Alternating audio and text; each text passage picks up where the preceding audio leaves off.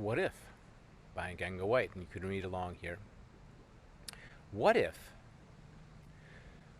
What if our religion was each other? If our practice was our life? If prayer, our words? What if the temple was the earth? If forests were our church? If holy water, the rivers, lakes, and oceans? What if meditation was our relationships? If the teacher was life? If wisdom was self-knowledge? If love was the center of our being? Good morning and welcome. Please remember that you can enter joys and sorrows in the chat room. And we continue to need your financial support. So keep up your pledges. And remember, this month's Share the Plate recipient is Tamarack Wildlife Center. At this time, we'd like to light the chalice with words from Unitarian Universalist minister, Reverend Charles Howe. We light this chalice to affirm that new light is ever waiting to break through to enlighten our ways, that new truth is ever waiting to break through to illumine our minds, and that new love is ever waiting to break through to warm our hearts. May we be open to this light and to the rich possibilities that it brings us.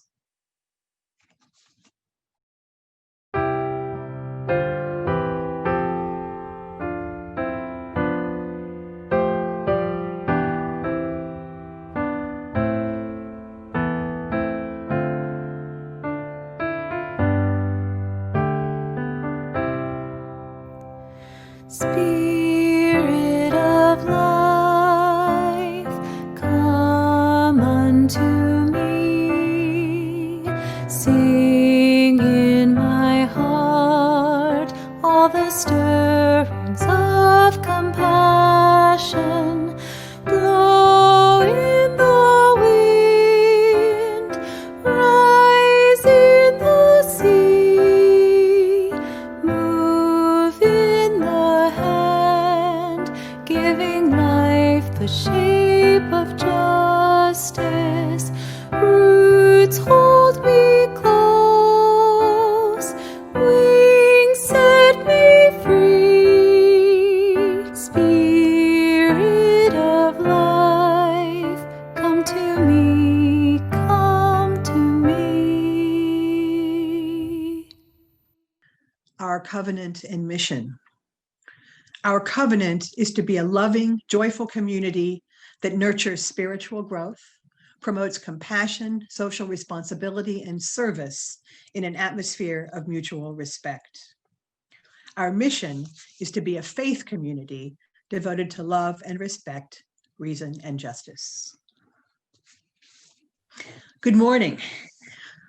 I am Amelia Carr, the Stewardship Chair, and today is Pledge Sunday.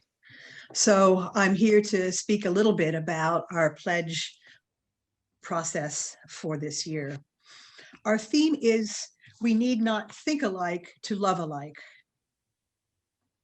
For this difficult time, it makes sense for us to go back to basics. And for all of the contention and difficulties we're facing now, we want to affirm that our bedrock is love. The pledge mailings went out this week, and many of you may have received this already. Our brochure gives a list of things that we aspire to in next year's budget. We are not giving you an itemized budget this year, but at this time, but we have a list of things that we're interested in. And at the top of that list is supporting our people. Reverend Alex, the staff, especially Jody, who helped get this mailing out, have really been working very hard to keep things going, to keep us connected. And it is the payroll, frankly, that takes up most of our budget. We have some other ideas on there. We hope you'll take a look at the brochure and give as generously as you can. So in a typical year, we would have some sort of yummy meal And when we were all happy and full from eating, we would sit back and reflect on why we're here. We would think about our pledges and why we are doing what we do, why we are contributing to the church. I don't have that. I hope you're taking advantage and having a yummy meal today anyway, in honor of Pledge Sunday. But I did solicit some testimonials from people to explain why they give to the church and why they support us financially. Some of them are here today, but I'm going to just read them through and reflect on their thoughts. Todd Fox. I support the UU of Meadville because I believe in the basic tenets of love, respect, reason, and justice, and an inclusive community. Our place of worship is a safe and sacred place where differences are valued and explored, where nature and all creatures are honored, and where community is extended to all. And here's Todd for you. Besides, there is really good coffee offered freely. Joyce Milberg and Mike Thompson wrote very eloquently, "This is a year that connections have become ultra important. The solitude of the pandemic and its restrictions, plus the unknowns of Mike's illness, was anxiety-inducing, to say the least. First, the jokes circulating by the members of the congregation gave the blessed gift of laughter. Then calls from Reverend Alex came with a sense of caring. The YouTube presentations did several things, including us in the larger world in a sameness that was comforting, and letting me display my very nascent photographic skills with a sense that I was contributing something to the service. It's heartwarming to see the faces of friends and meet new people at the Zoom services. We miss the peace and tranquility of the sanctuary and hope we will be there again. But in the meantime, we will maintain our connection on the internet and with our financial support." Thank you, Joyce and Mike. From Jana Lance. I support the UU Church of Meadville because I consider it my spiritual home and its members' family. Thank you, Jana. From Ron White. I support the UU Church of Meadville because, as far as I know, it is the only liberal church between Pittsburgh and Erie. It's like an oasis in the political desert that is Western Pennsylvania. Thank you, Ron. From Carlin Alms. I support the UU Church of Meadville because my church family upholds many of my own ideals, specified in our 7 principles. I sincerely believe that we are all one and that we are called to support not only each other, but to give aid to those who are not able to gather the help they need for themselves. I also strongly believe that it is important to advocate for the dignity, justice, acceptance, and compassion for all. I feel the UU Church of Meadville works very hard to achieve that end. Some of you already know my story. I came in 1987 to work at the college. And at that time, I had never heard of Allegheny, but I certainly knew about Meadville because I grew up in the Ohio Meadville district as a child. So for me, having the church here was an important reason to come in the first place, and one of the most important reasons to stay as long as I have. I can't imagine being in a place that did not have a UU church. So I want to leave you this morning with the traditional covenant that we said as in the church where I grew up, starting off with the basic premise. Love is the doctrine of this church. The quest of truth is its sacrament, and service is its prayer. To dwell together in peace, to seek knowledge and freedom, to serve human need, to the end that all souls shall grow into harmony with the divine. Thus do we covenant with each other. Thank you. In the breakout rooms, as a matter of reflection for today, we're asking you to consider, why do you support the UU Church of Meadville? How has the church helped you in the past? Thank you.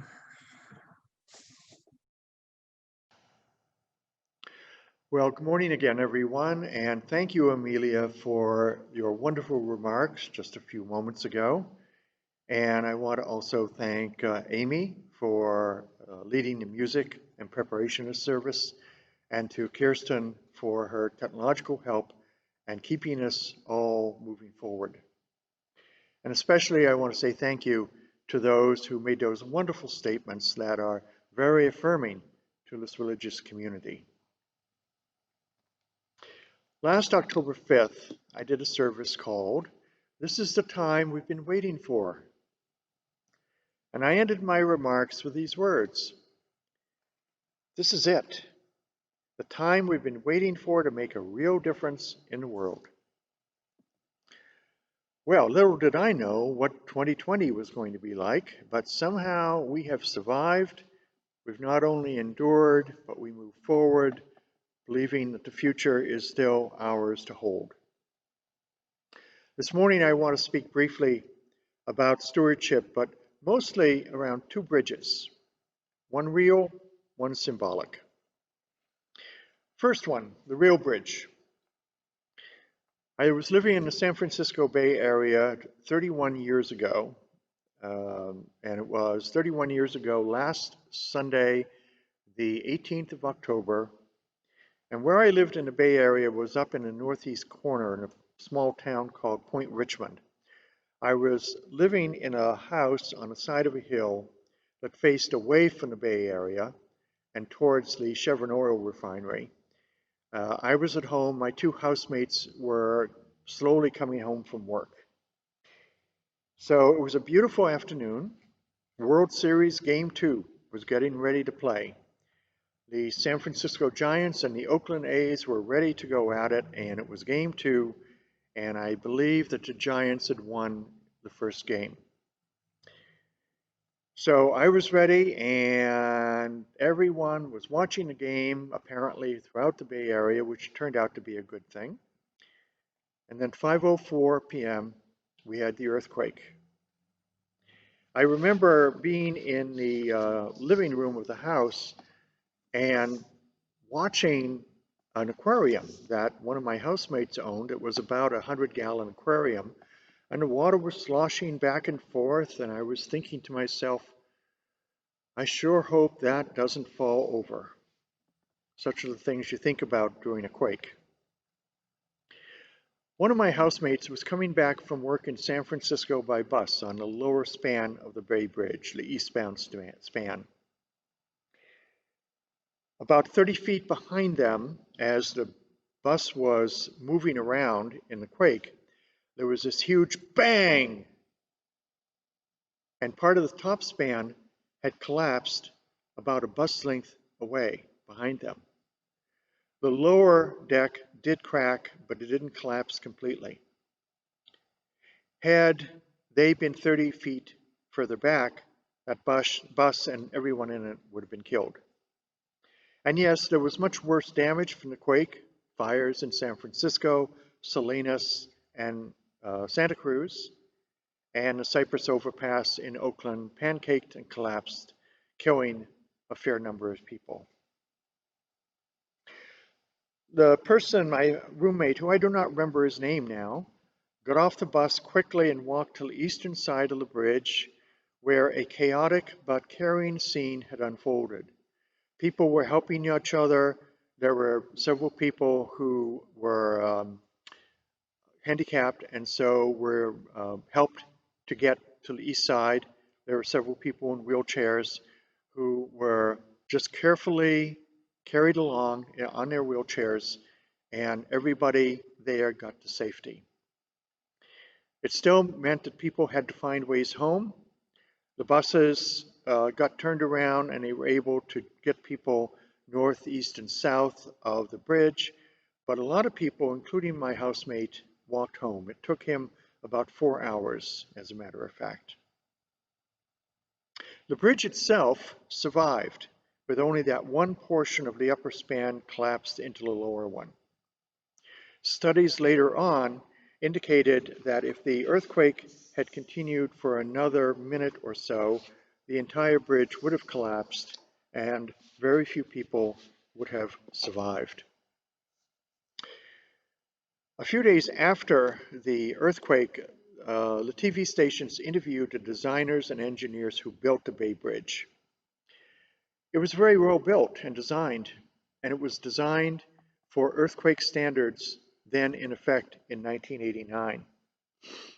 And when you heard the engineers and the designers talking, you could hear in their voices how proud they were of their engineering feat, that it did what it was supposed to do. It did not collapse totally during the earthquake.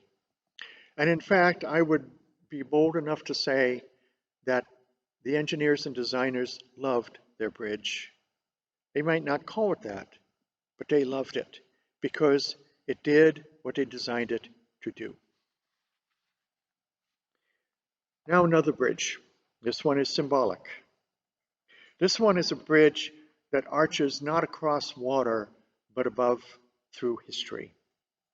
This bridge is not made of girders and pavement and piers and towers. It's made of wood and glass and brick. And you know it. I'm standing here in the sanctuary of this beautiful building that has stood here since the mid-1830s. And I see it in some ways as a bridge to transport people through their lives. It's a symbolic bridge, yes.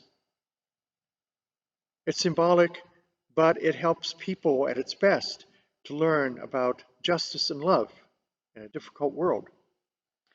It's to help wanderers who are seeking wisdom or truth so that they can cross it.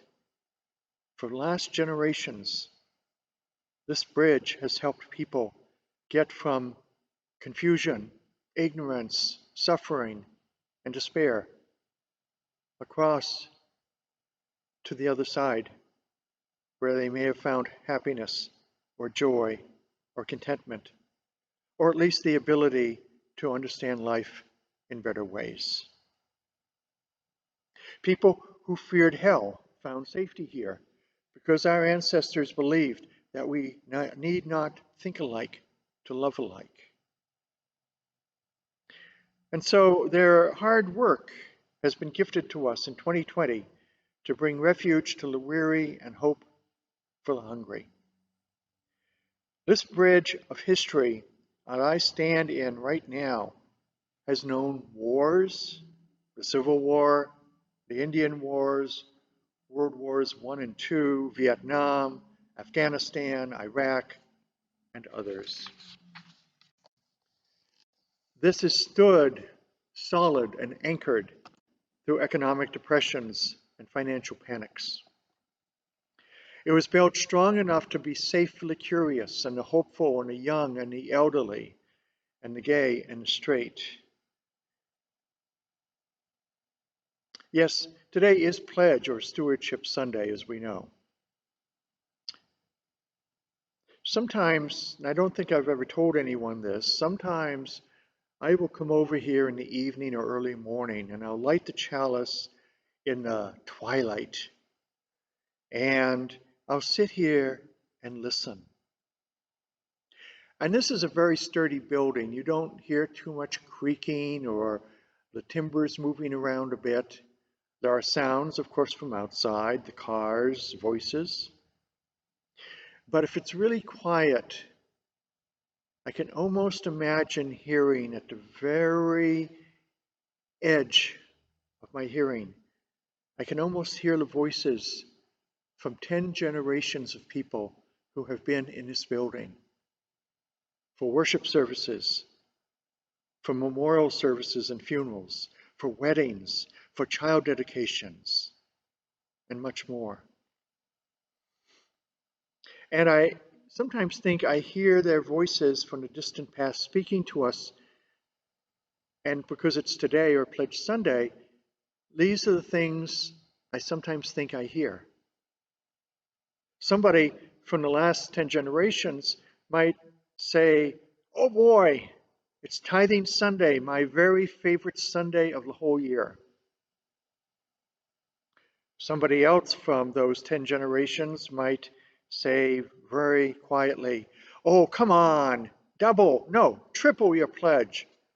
It's not my money after all." And then there's a third voice, quiet and clear. Anything you can give is a blessing. All those people over the course of 10 generations built and kept this bridge of history called Unitarian Universalist Church of Meadville strong enough to endure the earthquakes of life and change and danger and hazard. They built this bridge across history out of fierce love that all might be safe in times of pestilence and turmoil. So now, folks, it's our turn. It's our turn to make sure that people can safely journey through times of joy and times of darkness. And because of us and because of all those people who came before us, we give them the means to do so. Because of them and of us, this bridge was made out of love and sweat and sacrifice. And this bridge will not fall, even in the pandemic year or whatever is to happen next. Now, it is our turn to make it strong and enduring for people to be able to travel from the past, from confusion to future and to joy. May it be so. Peace. Amen. Shalom. Blessed be. Namaste. At this time, we'd like to share joys and sorrows from the community. From Reverend Alex Holt, we have a sorrow that a good friend in recovery in Texas died suddenly last night of a heart attack. Craig was a kind and caring person for his family and friends. He will be missed by many. We light a candle for Alex and in the memory of his friend Craig. Peggy asks that we light a candle of healing light for Shayna's brother, Kyler Morrison, who fell about 30 feet Thursday at his new job in his new home of Phoenix, Arizona. Kyler has multiple skull fractures, hematomas, and other broken bones, and will have surgery Tuesday. She and her parents are with him, and Shayna will be with us in meditation this morning. Peggy would like to light a second candle of love and light for Kyler's wife, Amy, that she sees and opens to the support that comes to her in their adopted new home. They just moved to Phoenix in September, so they really don't have a community or know many people there. We light candles of love, light, and support for Shayna and her family. Peggy also adds a huge gratitude that her glasses were found after she lost them in a tall leaf-strewn grass on Thursday when they were out beekeeping. It is amazing they could have been anywhere. A candle of gratitude from Peggy. Rick Holmgren asks for prayers for our community as we enter the last 10 days of this election season. Thank you, Rick. And let's light one more virtual candle for all the joys and sorrows that are unexpressed at this time. Please know that you are not alone, that we walk your path with you and share your burdens. Thank you. We will now close our service by extinguishing the chalice and reciting these words. Onward, we say to each other. Be not afraid, we reassure ourselves. Onward, trusting one another, our ancestors and our children to blaze the path into the future. Onward, as we extinguish this light, but carry its message into the new world. Thank you, and blessed be.